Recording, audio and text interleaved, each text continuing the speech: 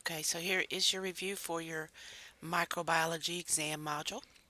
And I went ahead and just threw your objectives on the PowerPoint screen, so you don't have to grab those.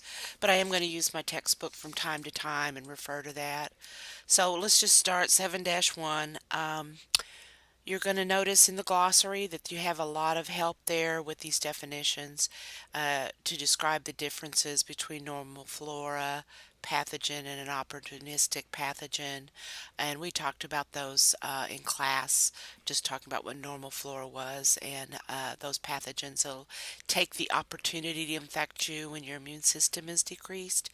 So for the most part for 7-1, you're going to find everything you need to know in the glossary. However, be able to recognize those three basic shapes of bacteria, your coccus or your cocci, bacillus or a rod, and then your spiral shaped bacteria. Um, and you can get those all from 7-1. Let's see. Just looking at exam questions. So that looks good. All right, let's go to 7-3 and describe primary, selective, and indicator media and their use.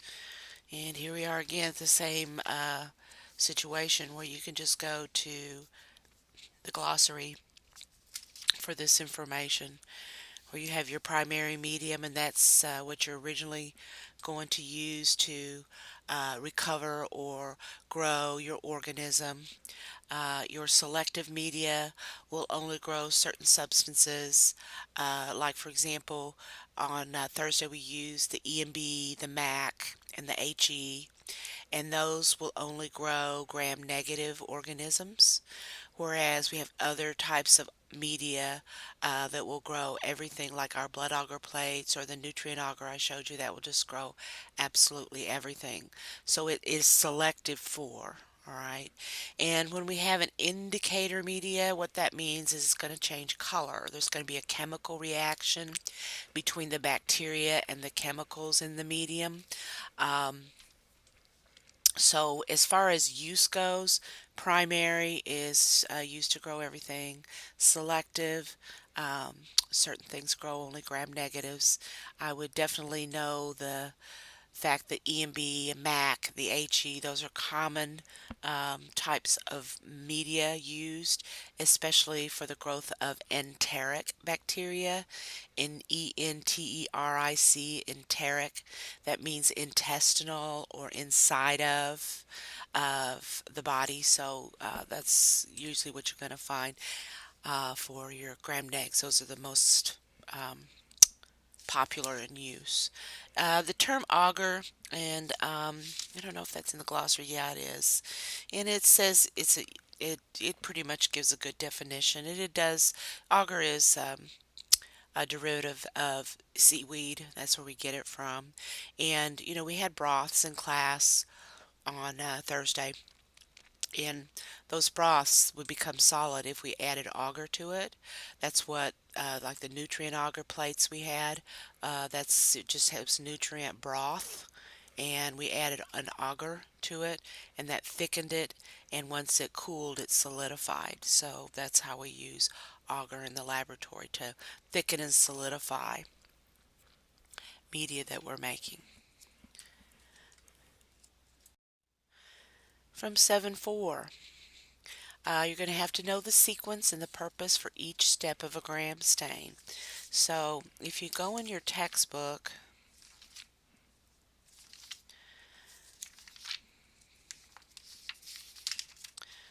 to page 730, you're going to find here your steps, along with the category of stain. So you see step 1 is 1 minute for the primary stain, which is crystal violet. So knowing primary stain in crystal violet is important. Um, the timing, as I said in class, it can be different from instructor to instructor, but in general, it's 1 minute across the board with the exception of the decolorizer. As a matter of fact, if you wanted to do 4 minutes for primary, 4 minutes for mordant, and your 4 minutes for the counter stain, that would be fine too. It's just the timing has to be exact. For each of those, it has to be the same. And in all honesty, it's not going to matter a whole lot if the time's all the same. Okay.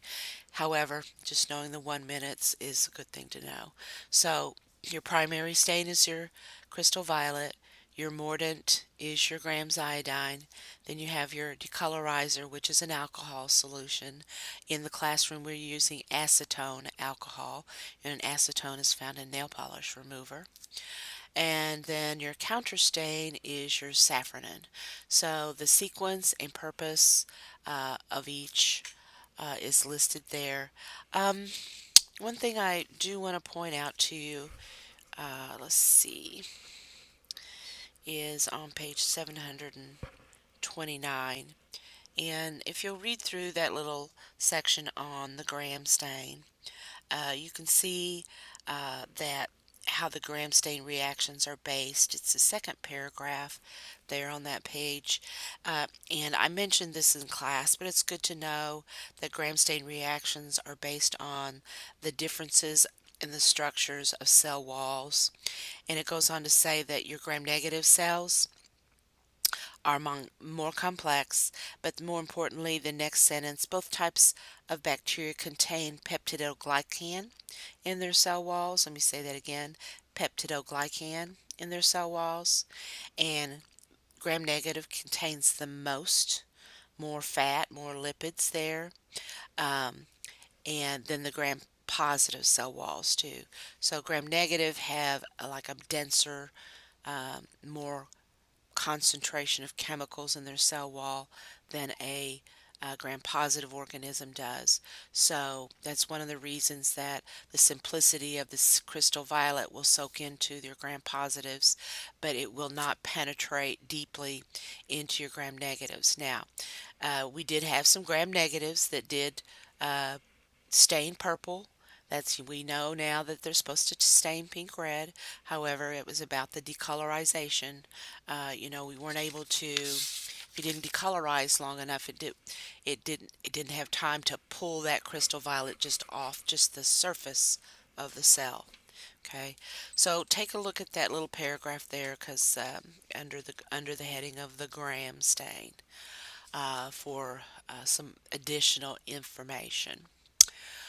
The next objective is explain the methods of preparing a smear for a Gram stain from a swab and culture. So I went through this very quickly. I gave you the scenario. A doc has submitted a swab, and you're supposed to streak the plate first. The slides are not sterile, and the plate is. So we go to the plate first, and then you place roll your swab across the slide to make your Gram stain smear. If you're going to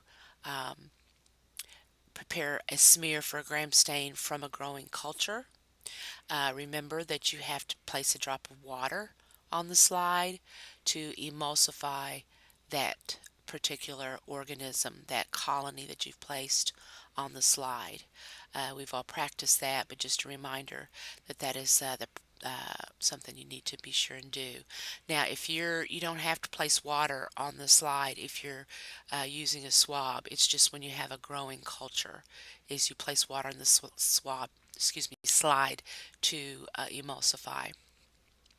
And here you have explain why bacteria stain positive or negative, and that's the Gram stain couple paragraphs that I wanted you to read on page 729. It'll help you with that. Okay, for 7-5, describe the process for inoculating, incubating, and interpreting a culture for group A strep. When we meet again, this is what we're going to be looking at. I'm going to have this already set up for you, but then y'all are also going to then mimic what I've set up for yourselves. And since we're going to meet the following week, I'll figure out a way we can make them last. But back to this. process for inoculating. First of all, you're going to use a blood agar plate when you're setting up for a strep culture. Um, Notice on page 740 it shows you inoculating a blood, shows someone inoculating a blood agar plate using a throat culture swab.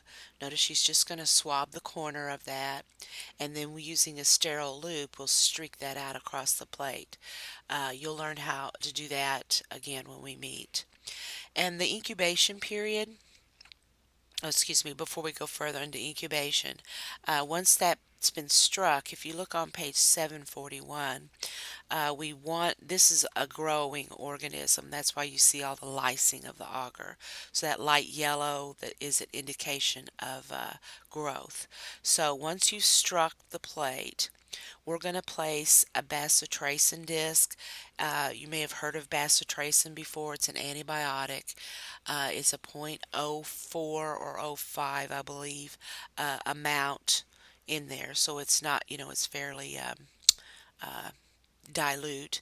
We often call this an A disc because it does have a big A on one side of it. But we put this bacitracin disc on, and then we incubate. And if you notice, on page 741, that the media, or excuse me, the bacteria has grown on the plate, but not up to the bacitracin disc. And bacitracin kills group A strep, and that's why we use bacitracin disc. And you can see that it was resisting the growth of the bacteria all the way up to the disc. So this is bacitracin resistant, and we see the hemolysis also.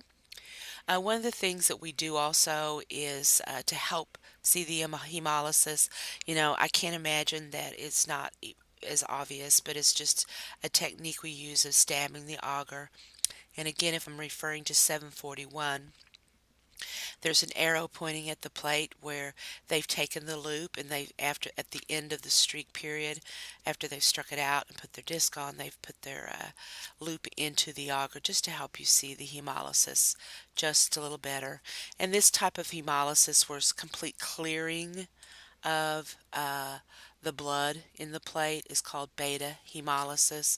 So you can imagine if you have strep, that's what it's doing to the cells in your throat, which is what causes the such inflammation or pain when you have strep throat. The incubation portion of the plate, or how to incubate, we do incubate in a CO2. I mentioned that too, that we have those types of incubators. We're going to create in the classroom a CO2 environment. That's what they like to grow best in. I believe I mentioned to you guys on Thursday, I tried growing some strep just, from an already growing plate. I didn't put it in a CO2 bag or chamber, and it just didn't grow. I was hoping it would. So interpreting is, that would be that I mentioned that already. The interpretation would be that there's an inhibition of growth around the disc. It's the uh, bacteria can't grow up to that disc, so it's inhibited. Um, the purpose of the bacitracin disc, I also mentioned to you that bacitracin is a known killer of group A strep, and so that's just the common type of disc that we use as far as antibiotic discs. And why throat culture is inoculated to a blood agar? Well, blood agar plate is our primary media first of all, but we like to use it. We could use a nutrient agar too, but we like to use the blood so we can recognize the hemolysis. That starts us in a direction that we can easily follow when we notice that hemolysis, and then we can go ahead and do the next steps as far as testing is concerned.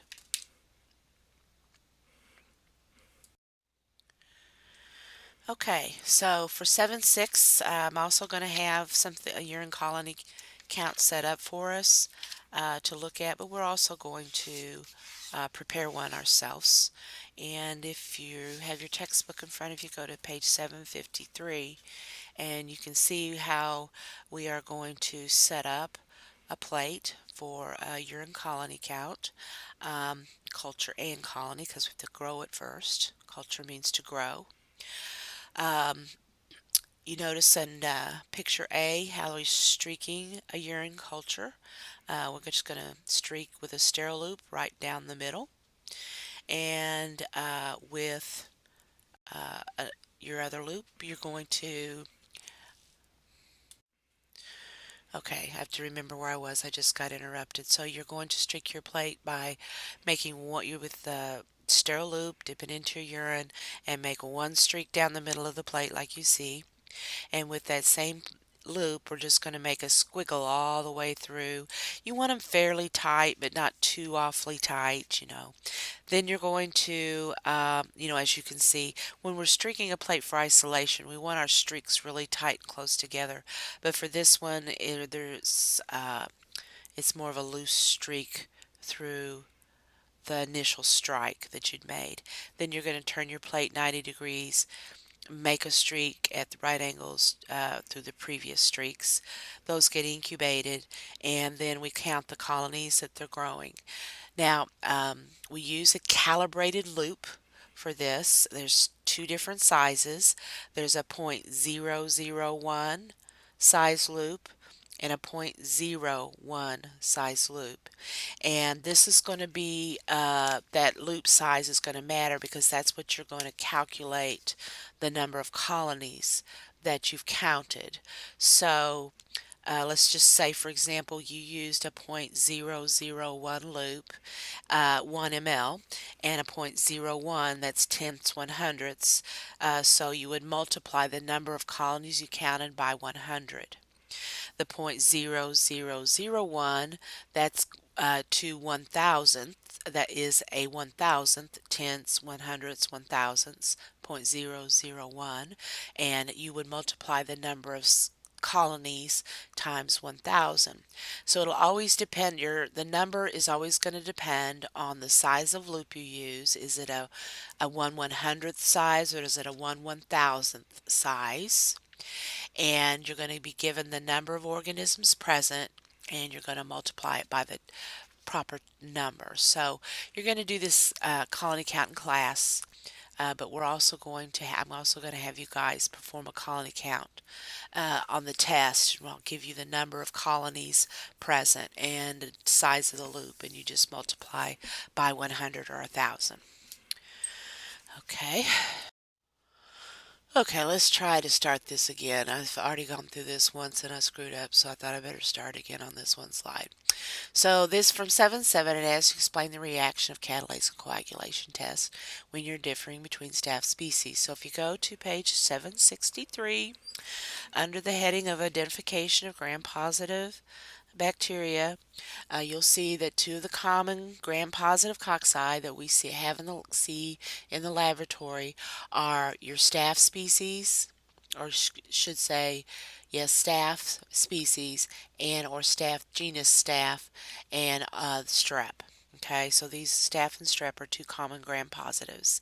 So how can we tell the difference between, because they both appear the same on colony growth, the gram stain is different. We can kind of tell a little bit about the color, because strep is smaller and tends to not have a color, and staph can be white or kind of a yellowish color. Sure, we can tell that, but we have to really know. All right. So the first step that we're going to take is the catalase test. And if we see after the gram stain that we have a gram-positive cocci, we'll do this test immediately, and that helps us tell the difference. The catalase test, all we're adding, or the reagent we call catalase, it's actually a catalase reaction is what's happening.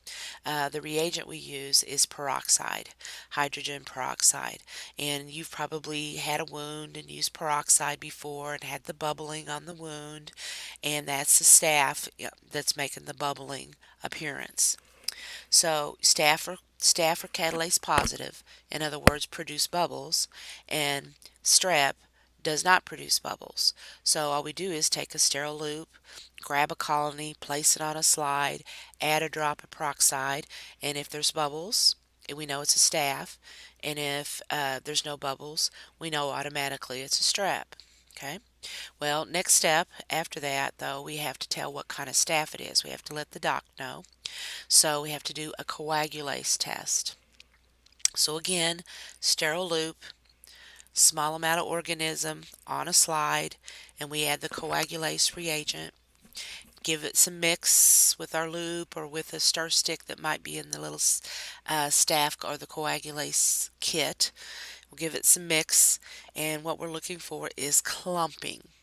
So if it clumps, that means it's Staph aureus, and if there's no clumping or coagulating, then it's another staph species.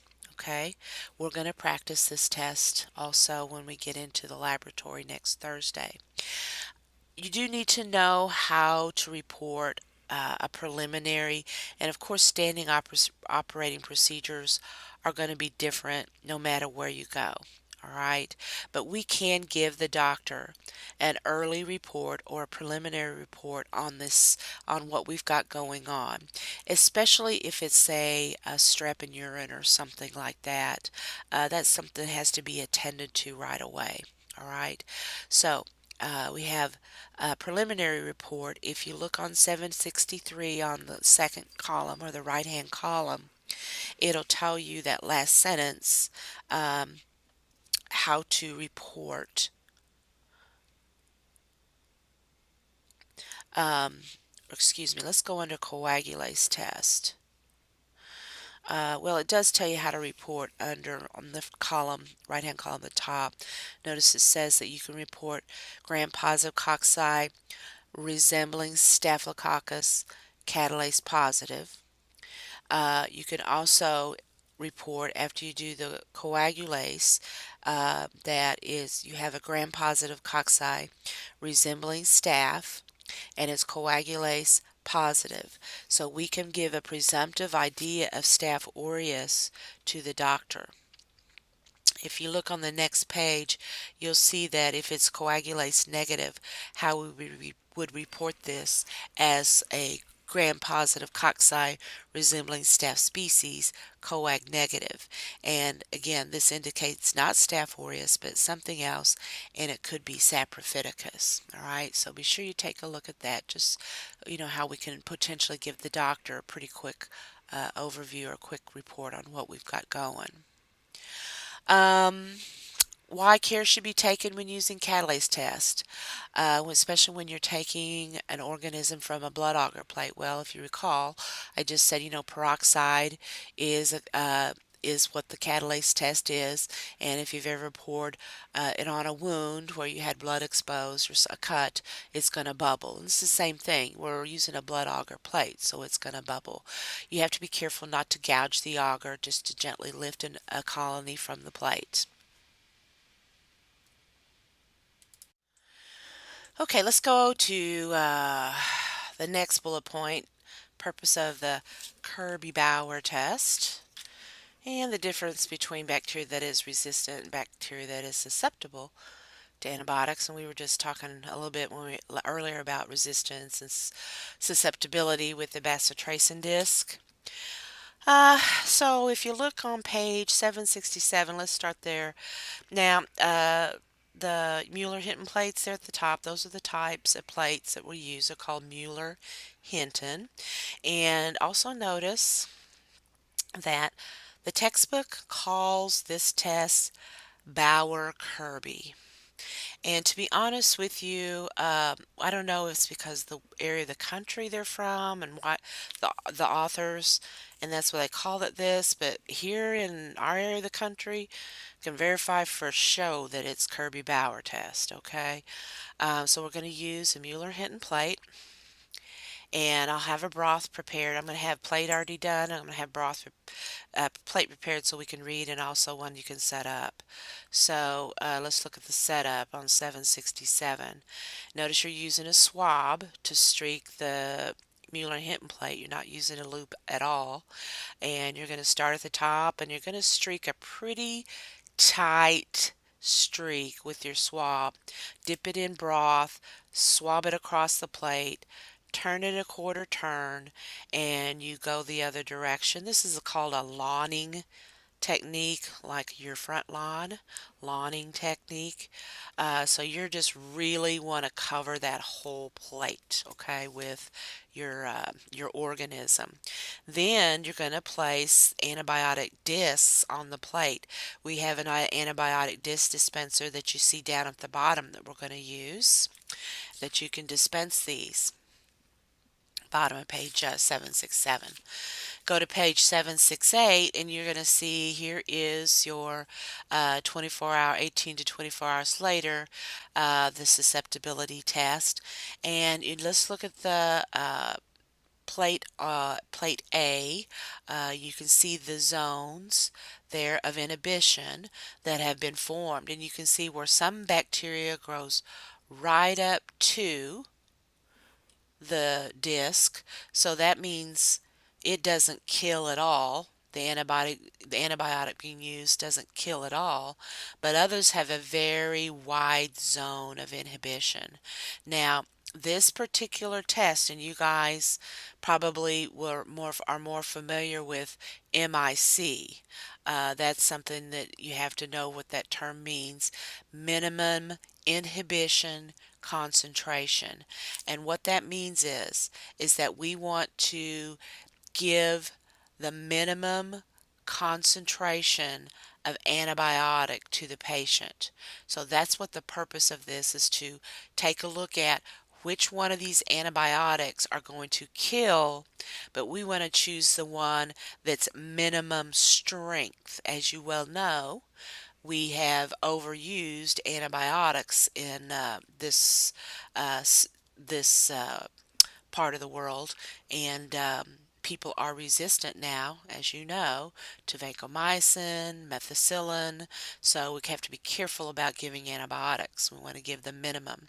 So we'll use a ruler once you have growth on the plate, to measure the zone of inhibition.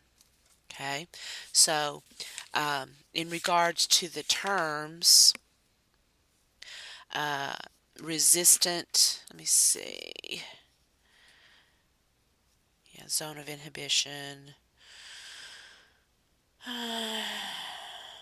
yeah, um, antibiotic susceptibility disc. With this, I was trying to find something for you guys to use.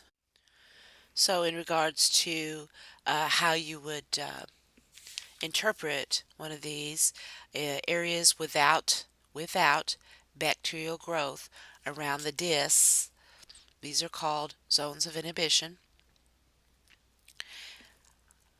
And area would be described as either sensitive, meaning that it will kill; resistant, which means it resists the um, killing; and intermediate. All right. I'll have some handouts we'll use of antibiotics to determine if it's the appropriate antibiotic or not. Okay, so I think 7.7 is finished. Mostly just knowing those terms as far as from 7.7 that I've, of as far as resistance, and I'm just kind of looking through, and what the term resistant means, and what the term susceptible or sensitive means. All right, next slide, 8-1. So we're out of chapter 7, and honestly, guys, for this chapter, it's a lot of just memorizing. So here we are at 8.1, and it's asking you to give examples or recognize examples of your medically important helminths and their common names. And I'm going to give you a page number for that you can go to, yep, page 823. And there's two tables at the bottom.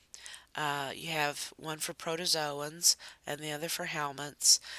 So those that are medically important.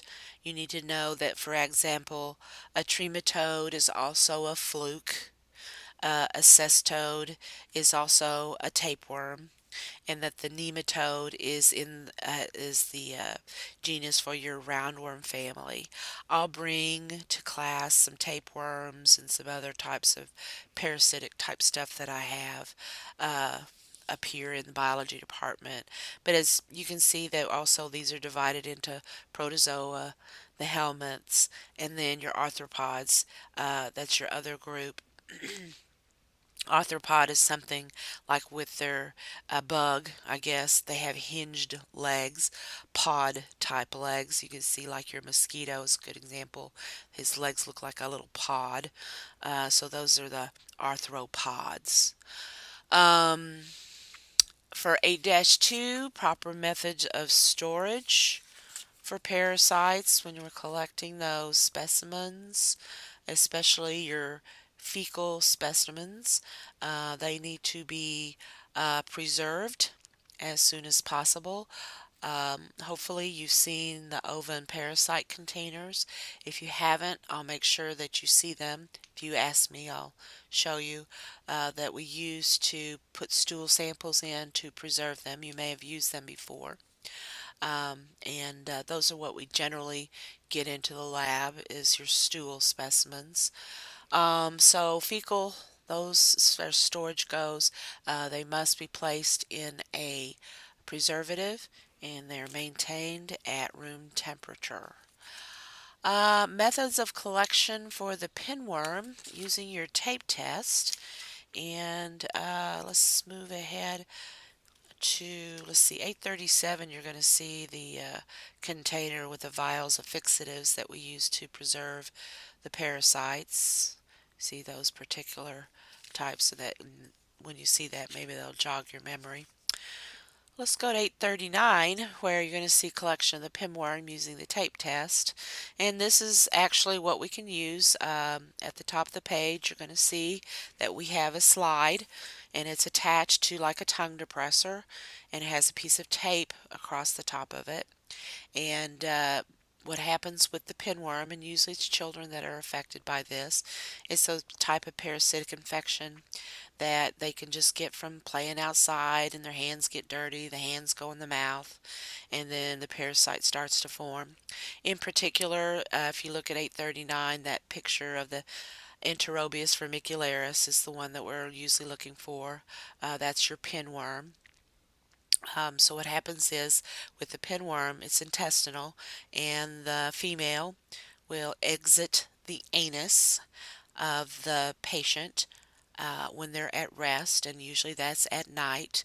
So mom or dad or guardian goes in to the child at night or after they've been at rest for a few hours, will take off their diaper, spread the cheeks, and place that slide up against the anus of the child, and then just flip the tape back down. Um, then that comes to the laboratory, and we place a bit of iodine on the slide to identify the Enterobius vermicularis, which is your pinworm. So knowing that Enterobius vermicularis is the pinworm and the purpose of the pinworm or the tape test is basically what you're going to take away from chapter 839. Or excuse me, on page 839. The 8-3, let me see. Probably got a table for that. 3 types of preps to detect. That's going to be on page, it's going to start, let me see, on page 848. Um, the way that we're going to, as I said, use these fecal samples we get in regards to parasitic infections. And we have a couple of ways we can do that. If it's fresh, it comes to us fresh. We're going to make a wet mount first. Okay.